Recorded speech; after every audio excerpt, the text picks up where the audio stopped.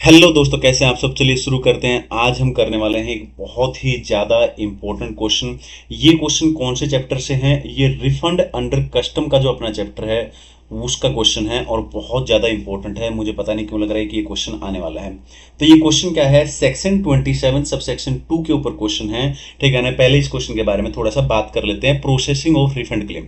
ठीक है ना। इसके अंदर क्या बताया गया है? इसके अंदर ये बताया गया है कि अगर कोई भी व्यक्ति, ठीक है ना, रिफंड के लिए अप्लाई करता है कस्टम के अंदर, तो भैया आपको रिफंड नहीं मिलेगा। ठीक है ना। डिपार्टमेंट कह रहा है आपको रिफंड नहीं मिलेगा। हमने एक फंड बना रखा है जिसका नाम कंज्यूमर वेलफेयर फंड रखा है। हम वहां पे वो अमाउंट रिफंड वाला जो आपने क्लेम किया है, ठीक है ना, तो वहां पे क्रेडिट कर देंगे। ठीक है, क्लियर है। लेकिन कुछ केसेस ऐसे हैं जिसमें हम आपका अमाउंट फंड में नहीं डालेंगे, वहां पे क्रेडिट नहीं करेंगे, बल्कि आपको दे देंगे। कुछ ऐसी सिचुएशंस हैं, ठीक है ना, जिनको हम एक्सेप्शंस ऑफ अनजस्ट एनरिचमेंट के नाम से भी जानते हैं, बातें की है। ठीक है ना। तो यहां पर ये कौन कौन से केसेस है? 7 केस हैं। जरूरी नहीं है 7 के साथ लिखना, 5-6 भी याद कर लोगे तो काफी है। तो सबसे पहला केस है जिसमें क्या होगा कि जो एप्लीकेंट है उसी को पैसा मिल जाएगा रिफंड का, ना कि, ठीक है ना, कंज्यूमर वेलफेयर फंड में जाएगा। पहला केस है, मान लो कि आप या तो एक इंपोर्टर हो या आप एक एक्सपोर्टर हो और आपने जो ड्यूटी का बर्डन है वो पास नहीं किया है, आगे किसी दूसरे व्यक्ति को पास ऑन नहीं किया, आगे पास नहीं किया है। ठीक है ना। तो उस केस में तो बर्डन आपके ऊपर ही है, तो फिर आपको पैसा मिल जाएगा, कोई दिक्कत नहीं है। या फिर मान लो आप इंपोर्टर या एक्सपोर्टर नहीं हो, या फिर आप एक बायर हो, ठीक है ना, तो ड्यूटी का बर्डन आपने खुद बियर किया है, आपने खुद बोर्न किया है, ठीक है ना, आगे आपने पास ऑन नहीं किया है किसी दूसरे व्यक्ति पर, तो भी फिर आपको ही, आप एप्लीकेंट आपको ही मिल जाएगा, कोई दिक्कत नहीं है। या फिर आप एक इंडिविजुअल हैं, ठीक है ना, आपने इंपोर्ट किया था कुछ, आप एक इंडिविजुअल हैं, ठीक है ना, और उसका यूज क्या है? पर्सनल यूज के लिए आपने इंपोर्ट किया था, तो भी फिर आपको, ठीक है ना, आपका रिफंड मिल जाएगा, उसको कंज्यूमर वेलफेयर फंड में नहीं डालेंगे, डिपार्टमेंट ये कह रहा है। या फिर ये कह रहा है कि मान लो आपने एक्सपोर्ट किया था कोई गुड्स, ठीक है ना, और आपने उसके ऊपर एक्सपोर्ट ड्यूटी पे कर दी किसी गुड्स पे, अब वो गुड्स ही रिटर्न कर दिया है एक्सपोर्टर को, ठीक है ना, तो उस केस में आपको रिफंड मिल जाएगा, कोई दिक्कत नहीं है। ठीक है ना, ओके।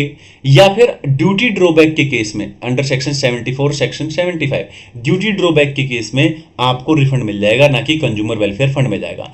या फिर आप ऐसे एप्लीकेंट है जो नोटिफाइड है सेंट्रल गवर्नमेंट के द्वारा ऑफिशियल गजट के अंदर, ठीक है ना, तो फिर आपको मिल जाएगा, कोई दिक्कत नहीं है। इसके अलावा ये वाला पॉइंट याद करना चाहो तो कर लेना, नहीं तो कोई दिक्कत नहीं है, इसको एक बार रीड करके आप देख सकते हो।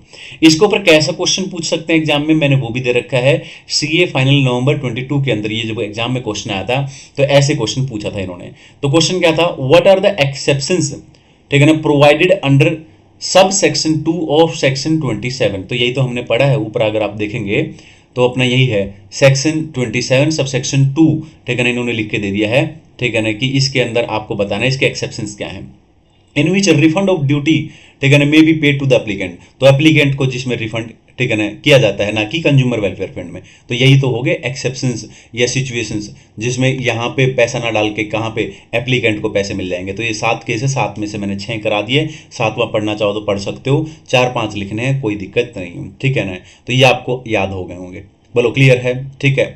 तो ये वाला क्वेश्चन बहुत एक्सट्रीम इंपॉर्टेंट है, ठीक है ना, इसको अच्छे से कर लेना। साथ में मैंने क्वेश्चन बता दिया कि किस तरीके से वो पूछ सकते हैं, ठीक है ना, क्योंकि स्पेशली जो थ्योरी के टाइप के क्वेश्चन आते हैं ना वो तो डायरेक्टली पूछे जाते हैं, उसमें कुछ भी ऐसा है होता ही नहीं है, वो सीधा सीधा लिख देते हैं। ठीक है ना, जैसे इसमें लिखा हुआ है, ठीक है ना, कि एक्सेप्शंस बताओ, सेक्शन लिख रखा है सेक्शन 27 सब सेक्शन 2 लिख रखा है, ये बता रखा है, 3-3 चीज़ें इसमें हिंट दे रखे हैं, तो कोई दिक्कत नहीं है। ठीक है। तो आज के लिए इतना ही। वीडियो को जरूर लाइक किया करो, कमेंट किया करो, दोस्तों बताया करो कि आपको इन चीज़ों से हेल्प मिल रही है, आपको और वीडियो की नीड है, ठीक है ना, तो ताकि मुझे भी एक मोटिवेशन फील हो, मैं अपना जो टाइम निकाल के, ठीक है ना, आप लोगों के लिए वीडियो बना रहा हूँ, ठीक है, आप लोगों के साथ ये चीज़ें शेयर कर रहा हूँ, इसके लिए बहुत एफर्ट लगाना पड़ता है, ठीक है, तब जाके एक वीडियो बनता है। तो इसलिए आप लोग जरूर वीडियो को लाइक किया करो, ठीक है ना। और मैं आप लोगों को प्लेलिस्ट बना दिया अलग से, उसके अंदर बहुत सारे क्वेश्चंस देने वाला हूँ श्योर शॉर्ट के। सितंबर 25 के अंदर मोर देन 100 क्वेश्चन आपको उसके अंदर मिलेंगे, जिसमें से बहुत सारा पेपर आपका एग्जाम में आपको देखने को मिलेगा, ठीक है ना। तो चलिए, कीप वॉचिंग, कंटिन्यू देखते रहिए। Thank you so much.